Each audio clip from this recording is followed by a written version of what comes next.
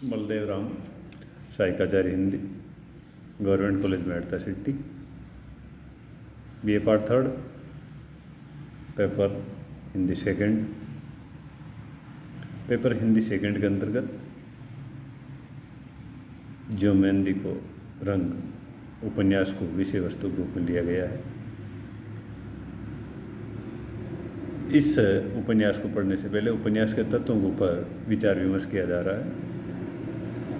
उपन्यास के जो 6 तत्व बताए गए हैं उन 6 में से 4 के ऊपर विचार विमर्श किया जा चुका है। आज उपन्यास के जो बाकी बचे 2 तत्व हैं, भाषा शैली और उद्देश्य, उनके ऊपर विचार विमर्श किया जाएगा। भाषा शैली उपन्यास का एक महत्वपूर्ण तत्व है। सफल उपन्यासकार वही है जिसका भाषा पे पूर्ण अधिकार है, क्योंकि पाठक उपन्यासकार ने जो कुछ किया है उससे परिचित होने का एक जरिया वो भाषा से ली ही है। यानी उपन्यासकार ने कौन से कथानक को चुना है, कौन सी घटनाओं को चुना है, कौन से पात्रों को चुना है, उन पात्रों के संवाद या कथोपकथन और जो घटनाएं उपन्यासकार ने या जिन प्रसंगों को आधार बनाया उपन्यासकार ने, वो किसी न किसी देश काल एवं वातावरण में होती है। यानी इन चारों तत्वों का एक प्रकार से अपन कहें, इन चारों की पूरी जानकारी पाठक को भाषा शैली के माध्यम से ही होती है। तो भाषा शैली उपन्यास का एक महत्वपूर्ण तत्व होता है। उपन्यासकार के व्यक्तित्व और उसकी रचना शक्ति का सच्चा परिचय उसकी भाषा से ही मिलता है। सफल उपन्यासकार की भाषा अत्यंत ही आकर्षक एवं मनोरंजक होती है। यानी भाषा शैली यदि आकर्षक और मनोरंजक नहीं होगी, मनोरंजन करने वाली नहीं होगी, तो वो उपन्यास पाठकों से अछूता रह जाता है। यानी ये चीज़ मनोरंजन करने वाली और आकर्षक यानी आपको आकर्षित करने वाली होनी चाहिए। उपन्यासकार की जो भाषा है भावों का अनुसरण में सक्षम होनी चाहिए।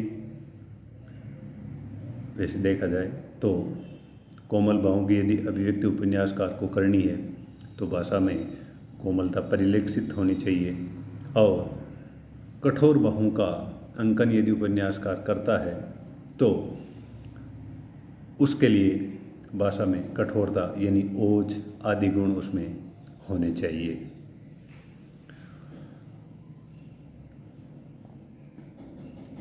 उपन्यासकार की जो भाषा है, या यूं कहें उपन्यासकार जिस भाषा को चुनता है वो विषय के अनुकूल एवं भावों के अनुकूल होनी चाहिए। वह भावों की सफल अभिव्यक्ति वो तभी कर पाएगा जब इसमें ये इस प्रकार के गुण हों। वक्ता के किसी भाव को अधिक उज्जवल रूप प्रदान कर उसे पाठक के मर्म स्थल तक पहुंचाकर उचित प्रभाव अथवा प्रतिक्रिया उत्पन्न करने वाली भाषा ही वास्तव में भाषा है। उपयुक्त भाषा के प्रयोग से शैली सशक्त, प्रभावपूर्ण एवं सजीव बनती है। उपन्यासकार अपनी भाषा को अधिक मजबूती प्रदान करने के लिए या उसको स्थायित्व प्रदान करने के लिए, या यूं कहें पाठकों के ऊपर प्रभाव डालने के लिए या अपनी भाषा को प्रभावशाली बनाने के लिए लोकोक्तियों एवं मुहावरों का भी प्रयोग वो करता है, जिससे उपन्यासकार जो कुछ कहना चाहे वो अधिक प्रभावशाली ढंग से प्रस्तुत कर सके। उपन्यासकार अपनी भाषा में लक्षणा और व्यंजना शब्द शक्ति को भी पिरोने का काम करता है। उपन्यासकार अपनी भाषा में अलंकारिकता के गुण भी संयोजित करने का प्रयास करता है, यानी अपनी भाषा को अलंकार से भी युक्त करने का वो प्रयास करता है। अलंकार जिस प्रकार से नारी है उसके शरीर का जो सौंदर्य है वो अलंकार यानी आभूषणों से बढ़ता है, उसी प्रकार से कविता रूपी जो सौंदर्य है उसका सौंदर्य भी, उसकी सुंदरता भी वो इन अलंकारों से बढ़ती है। रीतिकाल के प्रवर्तक आचार्य केशवदास ने अलंकारों के लिए दो बात या दो लाइन इस प्रकार कही। यद्यपि सुजाति सुलक्षणी सुवर्ण सरस सुवृत्त भूषण बिनो ने विरजाई कविता वनिता मीत। तो जो अलंकार हैं आपके उपन्यासकार, वैसे देखा जाए तो ये भाषा का जो सौंदर्य है उसमें इजाफा करने का ही काम करते हैं और उपन्यासकार की जो भाषा है उसको प्रभावशाली बनाने का एक सबसे बढ़िया तरीका भी हो सकता है। ये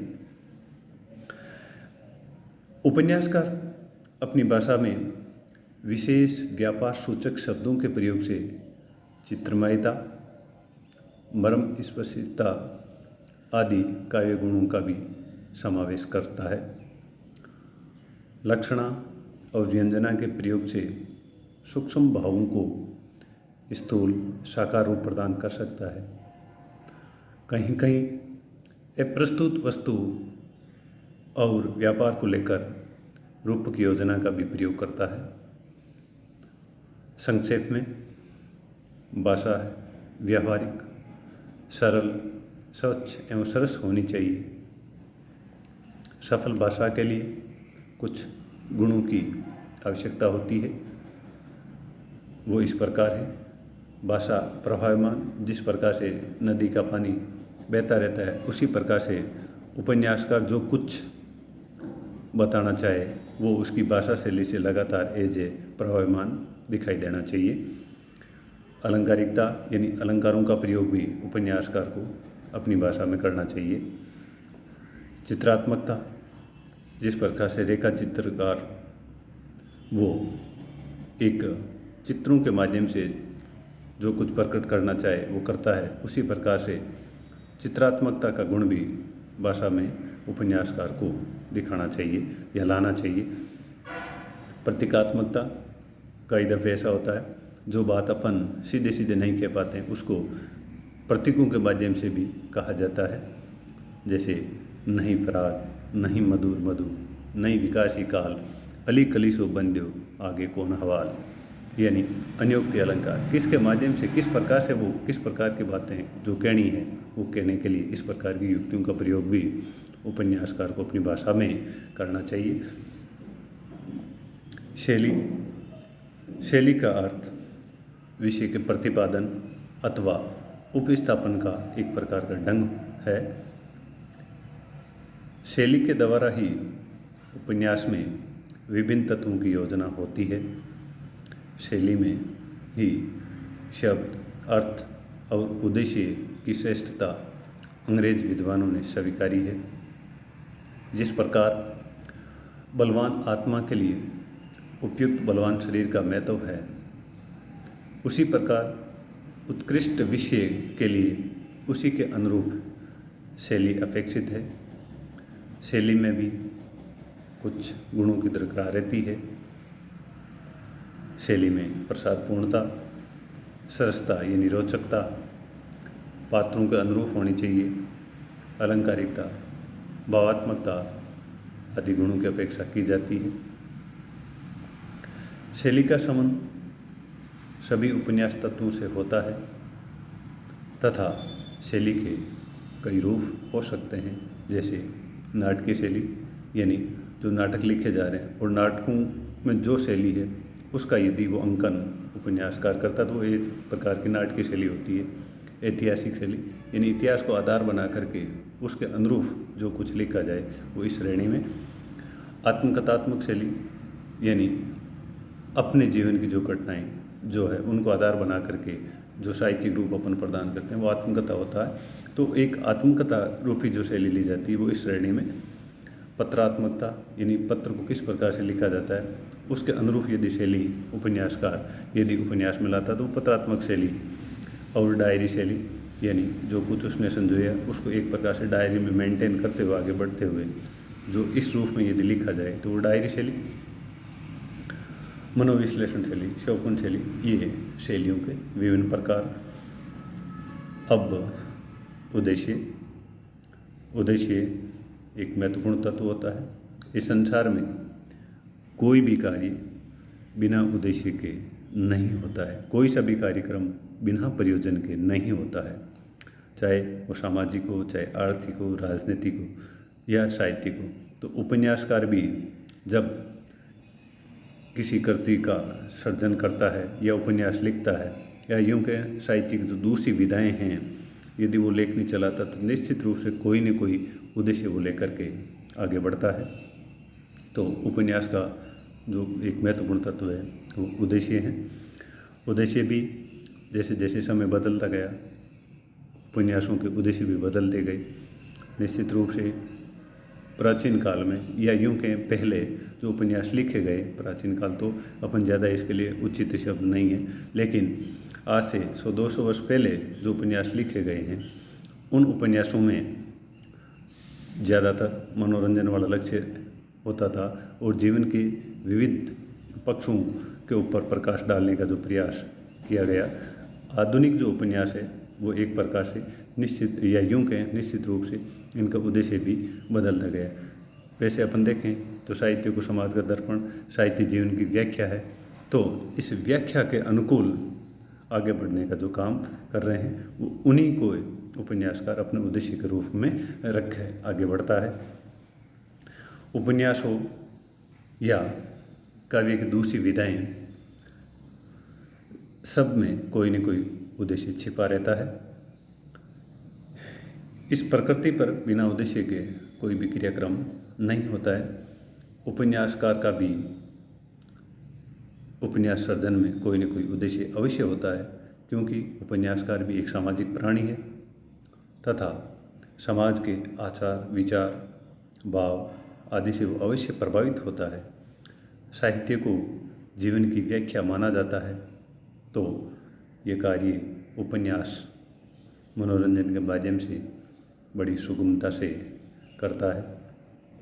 उपन्यासकार जब किसी कथा को उपन्यास के रूप में कहने का निश्चय करता है तभी उसके मन में कथा सूत्र के साथ कोई न कोई जीवन दृष्टि मूर्त होने लगती है जो उसने अपने सांसारिक जीवन के अनुभव स्वरूप उपलब्ध की है।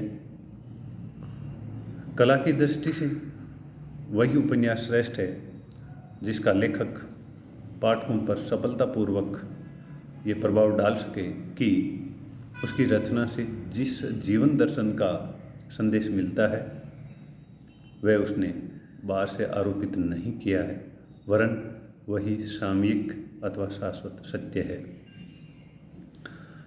शीर्षक, वैसे उपन्यास के अंतर्गत 6 ही तत्वों को स्वीकार किया गया है, लेकिन यह भी एक उपन्यास का महत्वपूर्ण तत्व होता है। अब शीर्षक में भी कुछ विशेषताएं होनी चाहिए।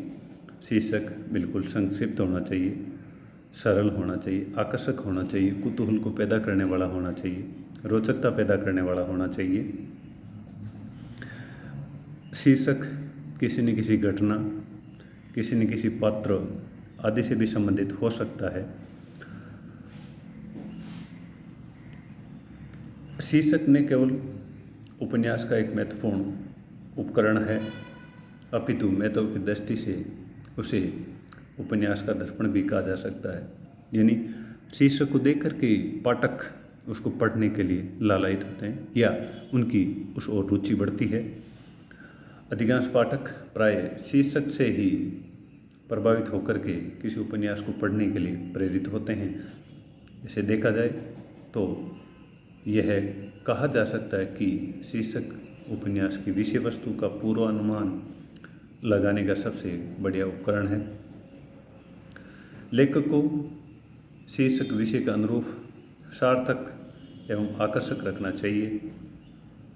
भाव, अर्थ, घटना, व्यक्ति एवं परिस्थिति विशेष को दृष्टिगत रखते हुए उपन्यास के अनेक प्रकार के शीर्षक हो सकते हैं, जैसे स्थान का बोध करवाने वाली घटना या किसी व्यापार का बोध करवाने वाले,